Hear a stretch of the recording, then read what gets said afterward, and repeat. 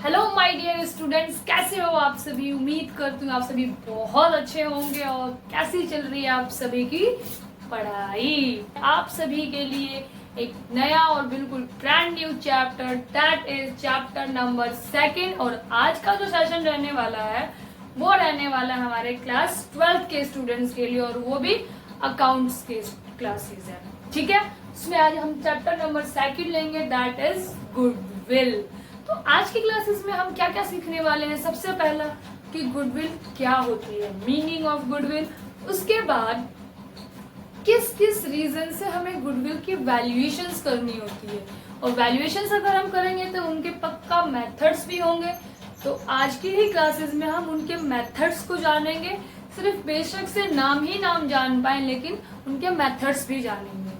ठीक है, और कितने टाइप्स की गुडविल होती है वो भी देखेंगे। तो चलिए स्टार्ट करते हैं हमारी क्लासेस को।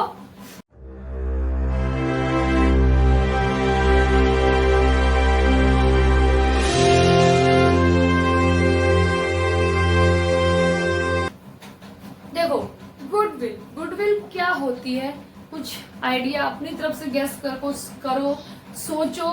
गुडविल क्या होती है, किसी भी फर्म की गुडविल या गुडविल का वैल्यूएशन क्या होता है। किसी भी फर्म की गुडविल, उसका रेपुटेशन, मार्केट में उसकी क्या वैल्यू है, वैल्यू इन द सेंस की इज्जत क्या है।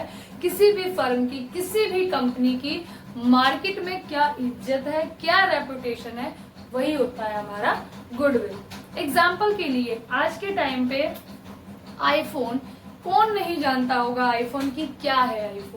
IPhone Apple is a brand, पूरा एक ब्रांड बन गया है आईफोन एप्पल की। वो एक ऐसे स्टेज पर आ गई है जहां पर उस कंपनी को खुद को इंट्रोड्यूस नहीं करना पड़ता है कि उस कंपनी का नाम क्या है, ब्रांड वैल्यू क्या है। वैसे भी मार्केट में अगर आप देखोगे तो नॉर्मली फोन आपको 70-80 हजार रुपये मिल जाते हैं, लोग उसको खरीदते भी हैं। लेकिन बहुत से लोग ऐसे हैं जो आईफोन खरीदने की चाह रखते हैं, क्रेज रखते हैं, और बहुत से लोग खरीदते भी हैं। उसके लिए वो 1.5 लाख तक का अमाउंट पे कर देते हैं। क्यों? ये जो गैप है वो इतना अमाउंट कैसे पे कर देते हैं? Only just because of brand value. कोई भी पर्सन आईफोन खरीदने के लिए 1.5 लाख तक का अमाउंट भी पे करने को रेडी होता है। क्यों? क्योंकि आईफोन खरीदना आज के टाइम पे एक स्टेटस हो गया है, एक सिंबल हो गया है। उसकी ब्रांड वैल्यू, उसका जो रेपुटेशन है सभी लोगों के बीच में, वो काफी ज्यादा हाई है in comparison to other companies.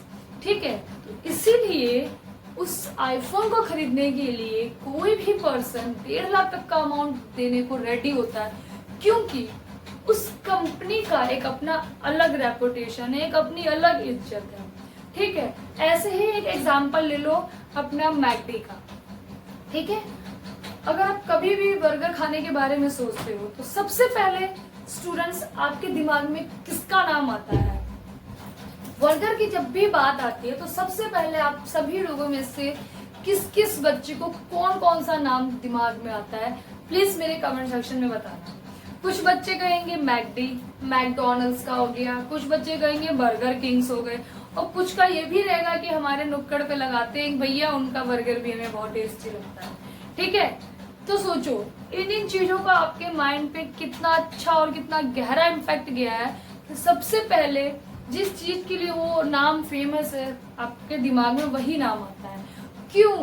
क्योंकि they have their brand name, reputation in the market. उनकी कोई एक वैल्यू है, उसी वजह से आप हायर अमाउंट पे करने को रेडी हो जाते हैं। उसी रीजन से आप उस कंपनी के प्रोडक्ट के लिए हायर अमाउंट देने को रेडी हो जाते हो। बेशक से वो बर्गर जो है आपको नुक्कड़ पे 50 का, 30 का, 70 का मिल जाए, आप उसी बर्गर को खाने के लिए मैकडी में 100 रुपीज तक पे करने को रेडी होते हो। क्यों? Just because of its name, it's reputation. ठीक है, तो ये जो 50 रुपए आप दे रहे हो ना, ये उसकी गुडविल की वजह से दे रहे हो।